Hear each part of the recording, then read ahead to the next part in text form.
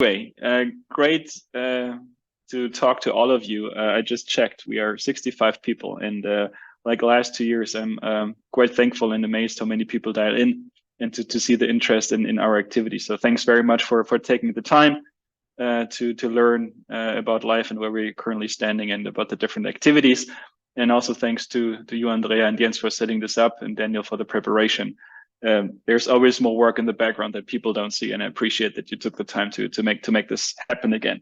There is hope that maybe at one point we should do this in real life and not only in Zoom live. But let's not discuss this now. I would like to give a brief status update from my perspective, where the Life Initiative currently stands. And I'm going to do this in 3 parts. Basically, we'll talk briefly about science, instrument technology, and the international network and partners that were already mentioned also by Andrea. And of course, I cannot give all the details. Many things have happened over the last 12 plus months. So I have to focus on a few things, and more details will be given in the respective sessions that were mentioned by Andrea already. But I hope to give you sort of a more top level perspective on these different aspects. So on the science side, I think if you look where we started a few years ago and when you look where we are right now, I think the life-related paper series is a good metric to see how much momentum we managed to generate, and this I think is truly impressive. So it's not only science papers, there's also technology papers in there. There's going to be more papers for the upcoming SPE conference next year, and this is just to show how much we have produced already. And you see the bubble in the top right corner. There is several more papers in preparation. And I think this really shows that we managed to spread the world, spread the enthusiasm across a broader range of people and from different countries to help us understand what a lifelike mission could do and how it may look like. And I'm not going to talk to any of these papers here in detail. We have 3 talks that will go in some more detail later, but I wanted to actually present a short paper that is not yet accepted. It's been submitted, and it's actually not part of this live paper series, but it's driven. It's led by one of the grad students that we have here at ETH. And the reason why I wanted to briefly present this is because it's been inspired by Carl Sagan's work from a few decades ago, where he had the idea to use Earth observation data, basically data from a spacecraft, looking back at Earth and try to understand if from afar, from a remote observation, we could actually conclude that life is habitable or even inhabited. And Sean Medler, who just defended a few days ago his PhD thesis, his topic was Earth as an exoplanet. And in the final paper of his series, he now did a study where he took data from Earth observation satellites and really treated them as if they were a single point disk integrated spectra from Earth. So what you see here is 4 different viewing geometries from the equator and from the 2 poles. And on the left-hand side, you see a spectrum. So this is thermal infrared data covering roughly the wavelength range we're also considering for life. And actually, there's 2 instruments that did this, one from NASA and one from ESA. And what he now did is that he created mock data where he integrated or averaged over 30 days and for these different viewing geometries, and to see how such a data set will actually look for a lifelike observation. And for me, this is really some of the best tests we can do, because it's an empirical data of a really inhabited planet, and we could now test what life would actually see. So on the left-hand side, you see those of you who are familiar with LiveSim already. You see now the simulated mock observation for 2 different months and the different viewing geometries, so the equator and the 2 poles. And you see that there's no noise being added to the spectra, and this is coming from the live simulator. And the fantastic thing is that this is not a model. This is real, as I said, empirical data. And even better, for these data sets, we have sort of ground truth information about the atmospheric PT profile, about different abundance profiles for different molecules. So we really know a lot about this planet. based on real data. So it's not like we have to use a model to infer what we could learn, but we can use this real information here and see how well these observations, these mock observations, then a retrieval analysis would us actually allow to characterize this planet. The paper is already on the archive, so if you were interested in the detail, I invite you to have a look at this. And I just want to give you the punchline here. So what we did is we used a retrieval model, a rather simplistic one, with fixed abundance profiles for all the molecules, no clouds involved, so as simple as we could imagine. And then we did a retrieval on the PT profile. You see the crown truth here in gray, and then you see the uncertainties in the PT profile. Here you see the different abundances for the different main molecules, CO2, water, ozone, and methane, the radius of the planet, the equilibrium temperature, bond albedo, and so on. This looks very technical, but I summarized this for you in a very simple statement. It works. So even with this very simplistic model that we use to retrieve the information, you would actually get the right answer that life is a habitable planet, and we get very good constraints on the main molecules, including the biosignature. And I like to tell the story the way, I'm not sure whether Felix is here, but once we showed these results in one of the group meetings some weeks ago, basically Felix was jumping off his chair and says, "Now I believe it, we can do it." And I think this is a very nice summary of similar to how I see it. This is certainly not a proof that it would be as easy, right? And we can certainly improve on some of these estimates that we have here. But it gives us confidence that based on empirical data, we can now develop the right ways, the right tools and approaches to interpret the data. And I think this is quite fascinating. And this is one I wanted to share here with all of you. And I will, of course, let you know once this paper is actually accepted for publication. So in addition to this, we also had a very successful, I think, science team meeting in Berlin. I just took this picture from the Slack workspace here. Beautiful days, blue skies, very good discussions. And I think it was a very nice setup to really set the next step also for the science team. And I will come back to this during this talk, that we are sort of again in a transition phase. We go from a more from the current bottom-up approach that we have into a more into a phase where a more project structure is better suited, and where some top-down guidance has to be given. And these things were already discussed in the science team meeting when it comes to the clear definition of science objectives and science requirements. And this work will also continue in the science team, in addition to all the fantastic bottom-up science ideas that we have been developing over the past months. And I'm looking forward to the science meeting, actually, or the science splinter, where some of this will be mentioned again. So on the instrument and technology side, I wanted to just highlight a few things. So this list is certainly not exhaustive. There's probably things that I'm not even aware of that I'm missing here, but I wanted to give you some updates on some specific aspects. In particular, on the nice experiment that we're doing here at ETH. So I hope some of you know that we're setting up a nulling test bed in our laboratory here, with the goal to demonstrate the measuring principle of the LIFE mission at the right flux levels, at the right wavelength, so basically under realistic conditions. And this is something that has not been done in the past, in particular with a focus not only on the null depth, so how well you can suppress the stellar light, but now also focusing on the sensitivity. And this is the challenge that we're actually facing. So before we do this under cryogenic conditions, as will be required, we have first a warm precursor that works in ambient conditions at 4 micron wavelengths, and I'm going to show you some results of this in a second. It was already mentioned by Andrea also that we are currently gearing up for a concept study for the LIFE mission in collaboration with industrial partners. And we had one meeting with an industry partner a few weeks ago. We wanted to have one at the beginning of this week that we had to cancel, unfortunately, because of illness. So we hope to have another meeting or a replacement meeting in the not too distant future. And the goal is really, together with industrial partners, to have a fresh look at a baseline mission concept, so that we have an idea what it could be, but this needs to be validated.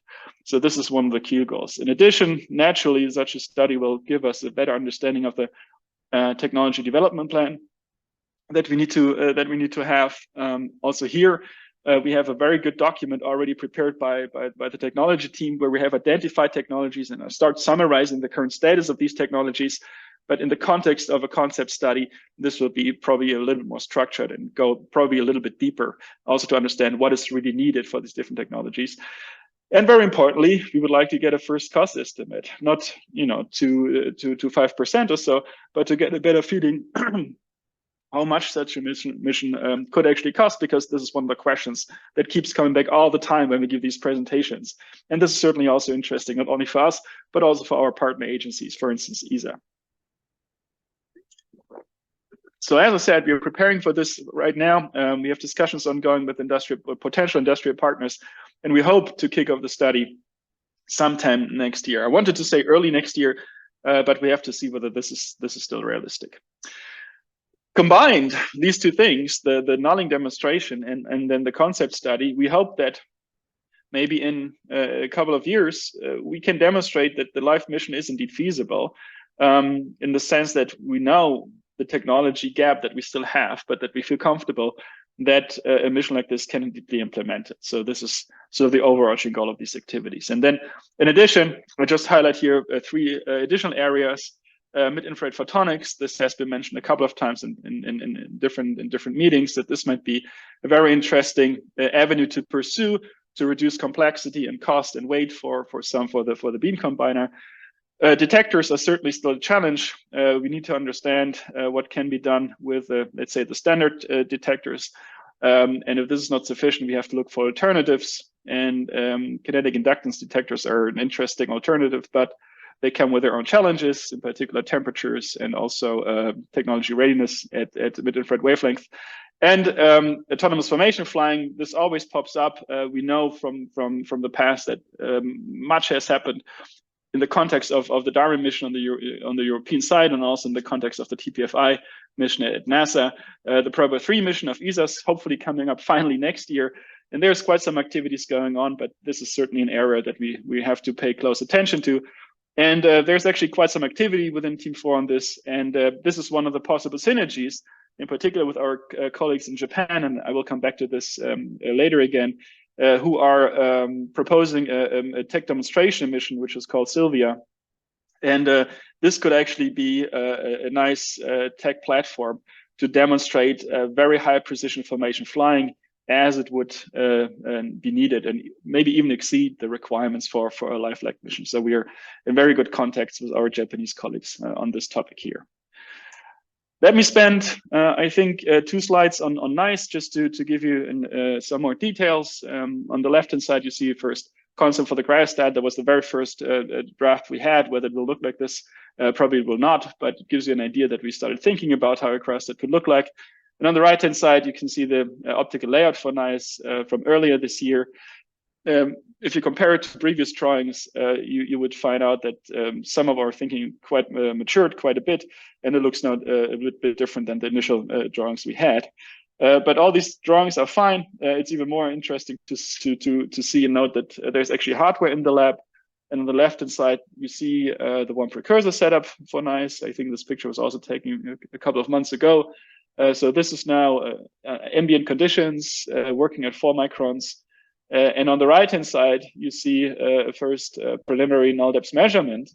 And you will realize that, yes, we are not necessarily there yet where you want to be in terms of flux suppression, but we obtain a noise already of roughly 5 times 10 to the minus 5. And you can see, if you look carefully, you have sort of a flattened line below this curve, which shows you that we actually reach sort of what we can achieve in our current lab environment. So this is the noise floor, and it's not yet controlled with our metrology system that is developed by Thomas Bierbacher. And as we spoke last week, one of the important next steps is to integrate the metrology system in the current setup, and then see how far we can push the null depth and also the stability of this. So things are going on, and they're going in the right direction. This is very nice and encouraging to see. And let me spend a few minutes on the international work and partners. And I think this is always important in this context of an all-hands meeting to keep in mind and to be reminded that we're not operating, just on ourselves, but that we're embedded in a literally global network of activities, missions, and partnerships. And many of you may have seen, or at least some of you may have seen this slide here, but for me, this is really one of the key slides that tries to understand the different discovery and characterization spaces future missions and telescopes are actually operating in when it comes to the detection characterization of terrestrial exoplanets. And this is important because if you open the parameter space, if you include gas giants and hot Jupiters and all of this, then this does not work, right? So this is really thinking about rocky planets and preferentially temperate rocky planets. So you can do this in reflected light and you can do this in thermal emission. We know that we sort of reached the limit of what we can do with transiting exoplanets. James Webb is doing a fantastic job and will continue to do a fantastic job, for instance, for the TRAPPIST system. Ariel will do hundreds of planets, giving us really a chemical, let's say, overview of hot and warmish planets down to hopefully sub-Neptune sizes. But for the small ones, for the rocky planets, we have to go for a direct imaging approach. I think this is clear, and I think generally supported. And if you now wonder if you want to do this in reflected light or in thermal emission, whether you want to do this for sun-like stars and M stars, you will need different instrumentation and different missions or projects for you to do this. And the way I see it is that the M stars and reflected light, this is really the territory for the ELTs. The contrast requirement between the star and the planet is not as bad as for terrestrial planets around sun-like stars. And this is why I think we can be optimistic that we can achieve this from the ground. And because the small temperate planets around M stars are so close to their stars, we really need those big apertures, 30 to 40 meters, to spatially resolve them. So this is, for me, where the ELTs are really going to shine. And this is where they will perform, hopefully, best. Then for the solar type stars in reflected light, this is clearly the territory of the Habitable Worlds Observatory, currently pursued by our colleagues in NASA. You may know that this has been the recommendation from the Astrophysics Decadal to look into the development of a roughly 6 to 6.5 single aperture telescope that probes habitable zone terrestrial planets in reflected light between UV and near-infrared, where exactly I think this is still to be investigated. And because of the contrast requirements, this has to be done from space. We cannot do this from the ground, but because of the still limited, I'm sorry to say, it's a 6-meter telescope. This is really huge, right? But it's still not big enough to spatially resolve the small planet around the M stars, but certainly solid, maybe a few ones, the nearest ones potentially. But this is clearly what is needed to do the solar type. The solar type stars and sort of the Earth's twin. And then for the thermal emission, this is really the territory of life, because even with the ELTs from the ground, you may get a few directly imaged planets, literally around the nearest stars, but not a statistical relevant sample. And if you want to do, a few dozens of them, similar to what HW would like to do, you have to go to space and do this with a lifelike mission.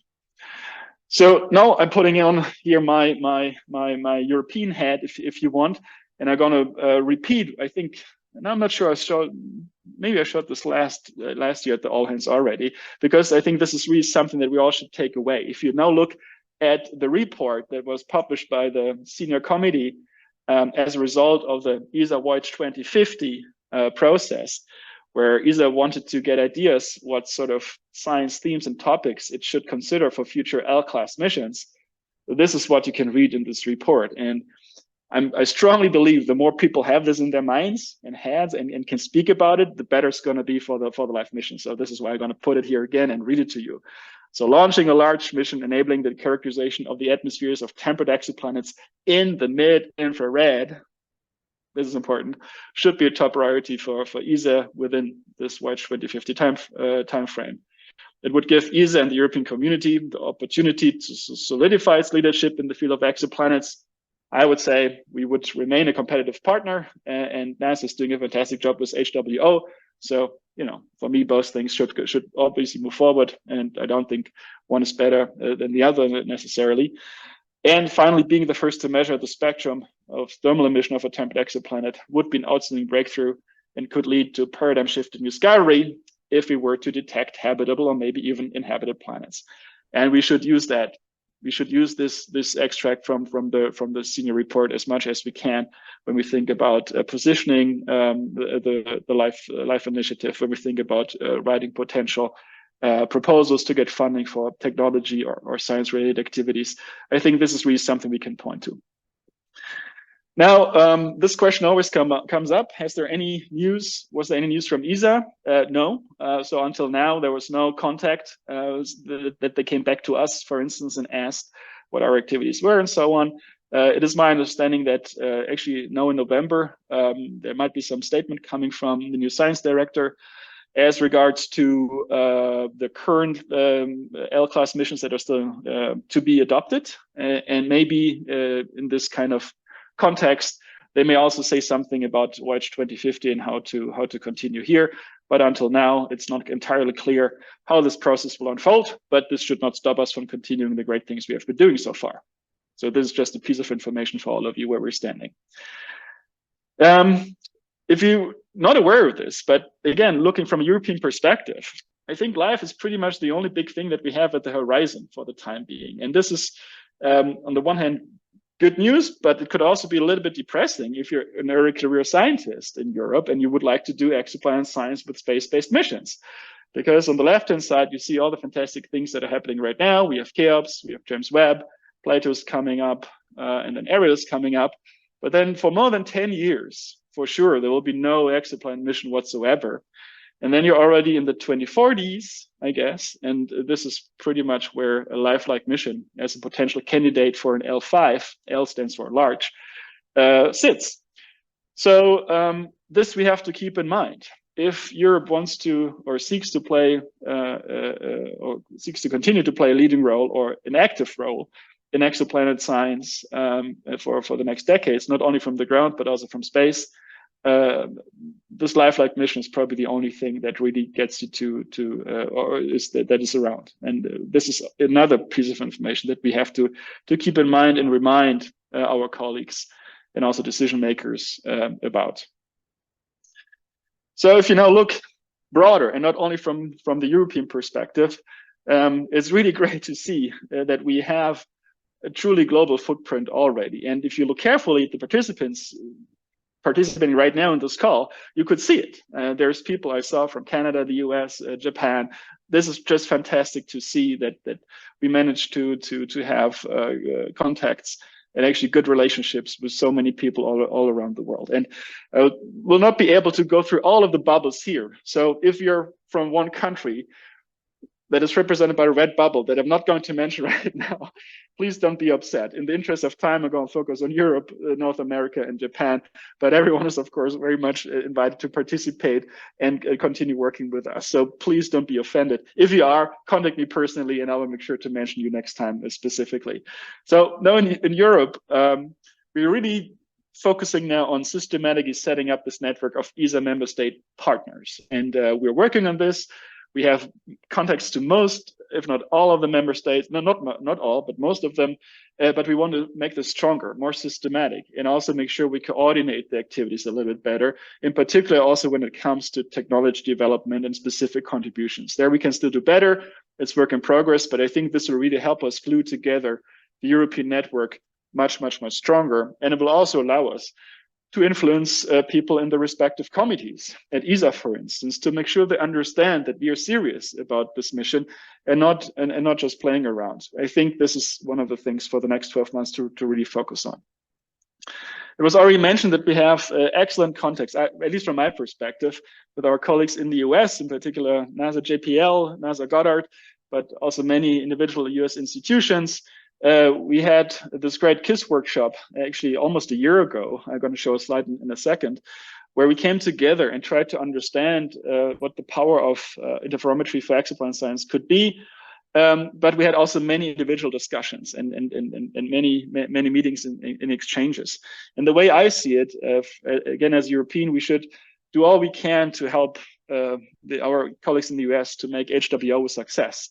And I think there's hope that there's sufficient interest on the US side to contribute to a lifelike mission that hopefully is led by Europe And the story would like to tell us that both missions have their unique strengths and weaknesses, and the combined power of these missions is not simply the sum of the two missions. It's bigger than that. And the search for life beyond Earth is a global activity that we should actually globally coordinate. And this is why I think it's so fantastic to see HWO gaining momentum on the US side. So here's the picture of the colleagues. Must have been a cold day a year ago, despite the fact that it was in Pasadena. We are asked to write a report, and we want to write a report.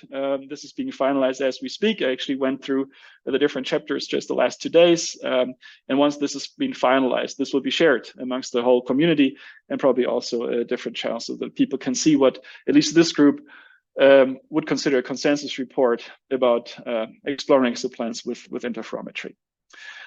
And then final point, I would like to highlight our links to Japan and JAXA. We actually had a very good meeting a few weeks ago where we had the honor to meet one of the directors of JAXA and briefly mention also the live mission there. And we were invited to visit different institutions and also to participate in the Astronomical Society of Japan meeting there and talk about life. That was very, very nice, I have to say. And there's a specific motivation. I think this goes, again, both ways, because there's colleagues in Japan who are very interested in pursuing the Sylvia mission that I was mentioning before. And this is a tech demonstration mission focusing on high precision formation flying. And it would be fantastic if this could maybe even feature some of the aspects of a space-based interferometer. So we had very good discussions. The idea is to formulate a letter of intent in the coming weeks and to see if there could be a collaboration between Europe and Japan and potentially other partners in the context of the Sylvia mission. So we have to see, but it was, as I said, a very nice experience and a great visit that hopefully leads to more coordinated and impactful collaborations going forward. So with this, I would like to add a few concluding remarks, and I think then I exhausted my 30 minutes here. I had always a slide at the end that is called "What Keeps Me Awake at Night," and I continue the tradition here. This is not to scare anyone, and if I'm awake at night, there's a chance that this is not because of those things. You know, it could be kids, for instance. But I think it's interesting to really think about what are things that I think we should pay attention to in the coming months. And there's 5 of them, let me go through them one by one. So one is really the smooth transition from the current very bottom-up approach that we have. Everyone is welcome, everyone is invited, and this is exactly how it's supposed to be. But at the same time, in particular in the context of this concept study, there has to be a more structured approach. A real study and project team, a more direct top-down guidance will be needed, and we have to make sure we find the right balance, that we don't lose people, that everyone still feels included, but we need to do this more professionally, I would say, and more systematically. Related to this, we have to make sure we find the right people for the study, and this has to come from the community and from industry partners. Who's doing what? This is not entirely clear, and there we have to work how such a team could look like, and what is the best balance between community input and industrial partners. I was mentioning the senior report, and I was encouraging you to remember what is written in there, because I think we can leverage this more to across ESA member states, but maybe even beyond, to accelerate tech development. And I realized that it's not always clear what is needed, and this is something that we didn't do well so far from the project perspective here. But it goes both ways. So as there's interest, we should make sure we use this. I think this report is really valuable. We got funding from the Products channel here in Switzerland, which is sort of the official ESA pot of money that we have for the nice development. So ESA money is flowing into live developments already, and this could be used, this could be mentioned. And I think hopefully this could lead to sort of a snowball effect that also other partners getting interested. I would really like that we can establish the narrative that life will happen, because I'm convinced it will. The question is when, and I hope it's going to be us who will make it happen. Because often when you talk about it, people are worried or skeptical, but we should not be skeptical. We should be convinced about the potential. And then it could develop into sort of self-fulfilling prophecy. If we start questioning this mission, then of course other people will question it as well. So our job is not to question it. Our job is to be critical, of course, but to also understand what we can actually do here. And I think this is important. And finally, and this goes now back to this network of international partners, I think the story is really that searching for life beyond the solar system is a global and multi-mission endeavor. And this we should always keep in mind and embrace the opportunities we have all together. And with this, I would like to conclude. This was not to be skeptical at the end. It was just a list of things we should work on in the coming months. But I'm hopeful. And again, if I look at the 70 participants that we have here, I'm even more hopeful. And I thank you all for participating and for moving this forwards. So let's do this together. Thanks very much.